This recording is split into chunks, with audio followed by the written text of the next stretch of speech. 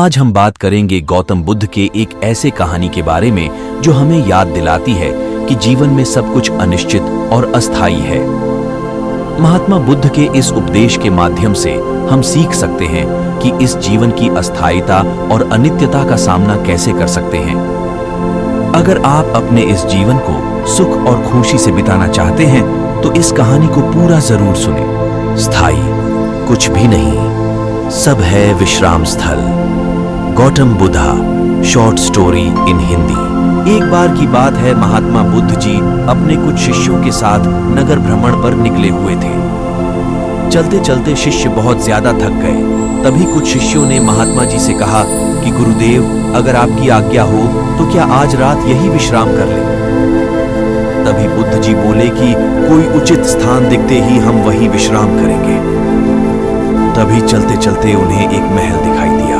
वह सभी उस महल की तरफ बढ़ाने लगे और महल के मुख्य द्वार पर जा पहुंचे और फिर द्वारपालों से जाकर कहा, हम महल में प्रवेश कर सकते हैं। तभी द्वारपालों ने उनकी वेशभूषा देखकर उन्हें और उनके शिष्यों को अंदर जाने दिया और वे राजा के दरबार में जा पहुंचे। तभी राजा ने बड़ी विनम्रता से कहा कि मान्यवर, हम आपकी क्या सेवा कर सकते हैं। तभी महात्मा बुद्ध ने कहा कि हे राजन, क्या हम आज रात आपके महल में विश्राम कर सकते हैं। तभी राजा ने क्रोधित स्वर में कहा कि यह मेरा महल है, कोई विश्राम स्थल नहीं है। तभी इस बात पर जवाब देते हुए बुद्ध जी ने कहा कि अच्छा ऐसा है। तभी बुद्ध ने सवाल पूछते हुए राजा से पूछा कि हे राजन, क्या आप बता सकते हैं कि आपसे पहले यह महल किसका था। तब इस बात का जवाब देते हुए राजा ने कहा कि इससे पहले यहाँ मेरे पिता का राज्य था। तब महात्मा जी ने कहा कि अच्छा, अब एक सवाल का जवाब और दीजिए कि आपके पिता से पहले यहाँ किसका राज्य था। तब राजा ने गुस्से में तिल मिलाते हुए कहा कि आप यह कैसे सवाल कर रहे हो। मेरे पिता से पहले यहाँ मेरे पिता के पिता अर्थात मेरे दादाजी का राज्य था।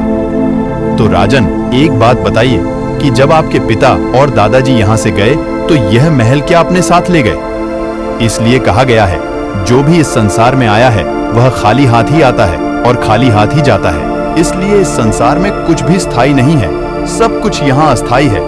महल दुमहले सब कुछ यहाँ विश्राम स्थल है। कहीं भी कोई निजी पुरुष अपने सारा अपनी निजी जमीन जायदाद नहीं ले जाता।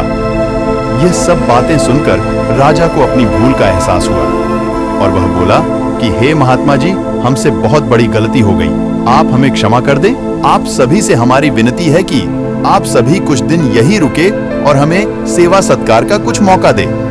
तभी महात्मा जी बोले कि हे राजन, हमें केवल आज रात ही यहाँ आश्रय चाहिए और फिर सुबह होते ही हमें निकलना होगा, क्योंकि दूसरे नगर में हमारा प्रवचन है।